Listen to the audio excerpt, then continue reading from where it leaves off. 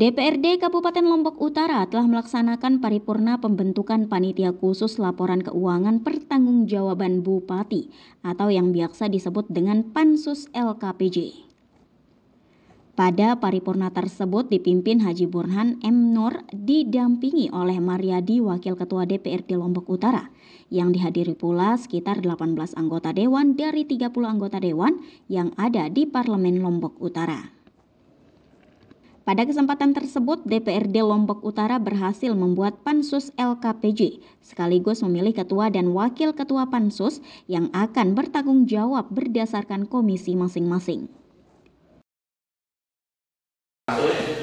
Pansus 1, bidang pemerintahan, ketertiban, penerangan, pers, hukum, perundang-undangan, kepegawaian, perizinan, sosial, politik, organisasi kemasyarakatan, dan pertanahan.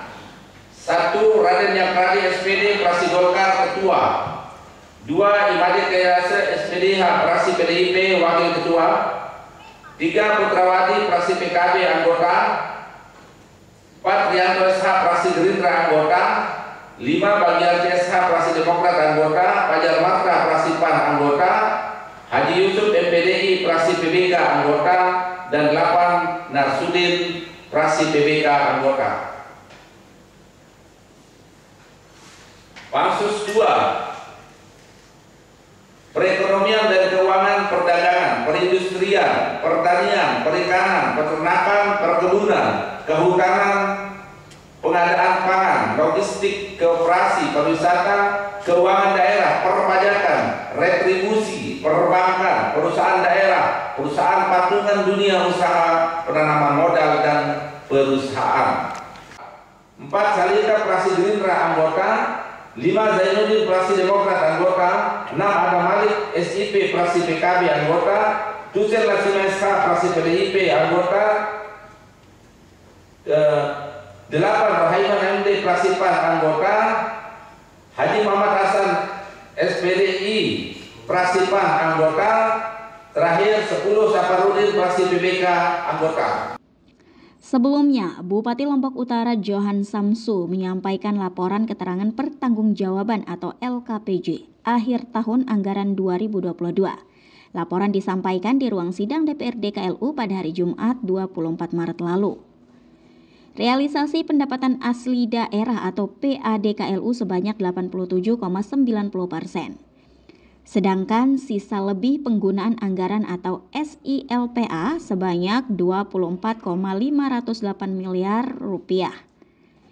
Jumlah SILPA ini lebih besar dibanding dengan tahun 2021 lalu, yakni sebanyak 20 miliar rupiah. Pendapatan daerah tahun 2022 ditetapkan sebanyak 926,555 miliar rupiah. Dan terrealisasi sebanyak 914,854 miliar rupiah atau sebanyak 98,74%. Realisasi ini mengalami peningkatan sebesar 61,690 miliar. Dikatakannya, target PAD KLU pada tahun 2022 sebesar 166,154 miliar rupiah. Dari jumlah tersebut, realisasi sebesar 146,45 miliar rupiah atau setara dengan 87,90%.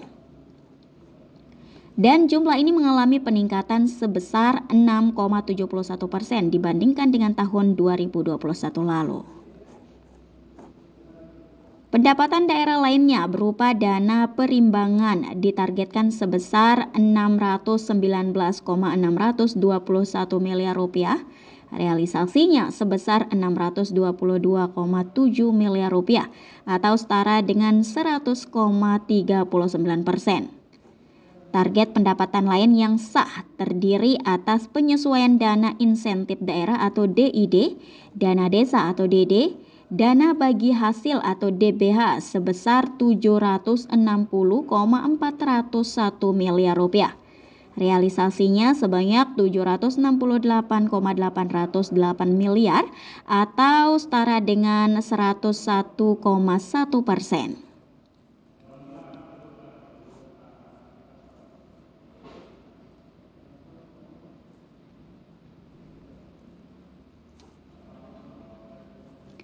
Namun pendapatan daerah pada komponen PAD masih belum bisa mencapai target pengelolaan belanja daerah. Belanja daerah KLU di tahun 2022 ditetapkan sebanyak 811,580 miliar rupiah.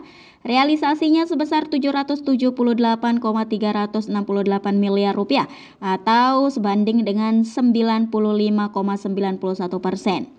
Belanja ini terdiri dari belanja tidak langsung, belanja langsung, dan pengeluaran pembiayaan daerah. Pengeluaran pembiayaan daerah sebesar 5,375 miliar untuk penyertaan modal pada BUMD. SILPA APBD tahun 2022 sebanyak 24,508 miliar rupiah. SILPA yang bersumber dari program dan kegiatan. Sebagian merupakan belanja yang tidak terrealisasi sebanyak 100%. Artinya, hanya dibayar sesuai dengan kemajuan pekerjaan sesuai peraturan yang berlaku. Sementara SILPA yang bersumber dari BLUD, pengelolaannya merupakan kewenangan RSUD dan Puskesmas, akan dibelanjakan kembali pada APBD tahun 2023. Peran serta dan kerjasama multi pihak sangat diharapkan untuk memberikan kontribusi maksimal dalam pelaksanaan tugas-tugas kepemerintahan, pembangunan, dan pembinaan masyarakat. Di tempat terpisah, Wakil Ketua 1 DPRD KLU Haji Burhan M. Nur mengatakan, anggaran ini merupakan refleksi dari tugas dan kewajiban kepala daerah, dan ini juga merupakan upaya konkret mewujudkan akuntabilitas dan transparansi di lingkungan pemerintah. Sesuai dengan mekanisme setelah kemarin hari Jumat itu kan ada paripurna penjelasan kepala daerah atau pengantar kepala daerah terhadap LKPJ akhir tahun anggaran 2022. Itu kewajiban kita untuk DPRD untuk membahas itu sesuai dengan peraturan perundang-undangan, maka ditindaklanjuti dengan pembentukan pansus. Tadi kita paripurna pembentukan pansus. Di DPRD itu untuk LKPJ itu kita bagi menjadi 3 sesuai dengan bidang, karena ini berbasis komisi sesuai dengan mekanismenya sesuai dengan tata tertib kita, maka pansus 1 bidang pemerintahan, pansus 2 bidang ekonomi keuangan, pansus 3 bidang pembangunan dan kesejahteraan. Sudah dibentuk pansusnya tadi sesuai dengan usulan-usulan masing-masing fraksi. Alhamdulillah sudah terbentuk pimpinan pansusnya dan lain sebagainya. Kemudian berapa lama mereka bekerja? Bekerja sesuai dengan aturan perundang-undangan sejak diserahkannya itu adalah 30 hari. Tapi bisa cepat, kita usahakan bisa secepatnya, tidak sampai 30 hari lah. 30 hari sejak pembentukan pansus? Iya, sejak kita terima, artinya sejak pengantar kemarin hari Jumat itu. Iya. Nah setelah itu apa-apa? Bekerja internal, membahas LKPJ, draft sudah diterima.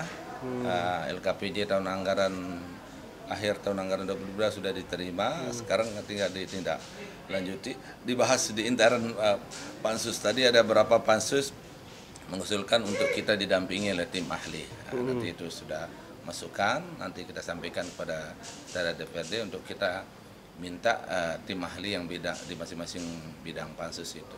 Puncak dari hasil ini Bang seperti apa nanti? Ya nanti akhir daripada ini adalah rekomendasi. Kita akan melahirkan rekomendasi dan hasil rekomendasi itu akan kita sampaikan di depan sidang paripurna. Diterima? Oh iya, kan kita tidak menerima LKPJ ini adalah progress report saja. Contoh dari tahun dulu kan kita sudah memberikan catatan-catatan. Dari catatan ini sudah sejauh mana dilaksanakan oleh pemerintah daerah untuk tahun ini. Itu saja. Tak hanya itu, penyampaian LKPJ ini bertujuan untuk mengetahui sejauh mana keberhasilan kepala daerah.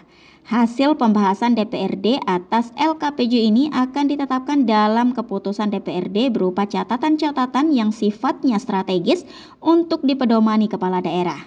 Apabila ada hal-hal yang dianggap tidak sesuai dengan kebijakan yang telah disepakati, DPRD dapat menggunakan hak interpelasi maupun hak angket. Dari Lombok Utara, Syahnanda Utama mengabarkan.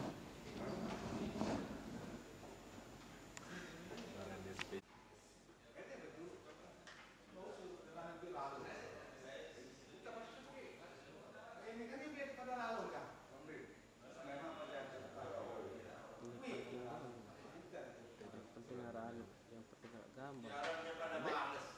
Yang penting ada gambar.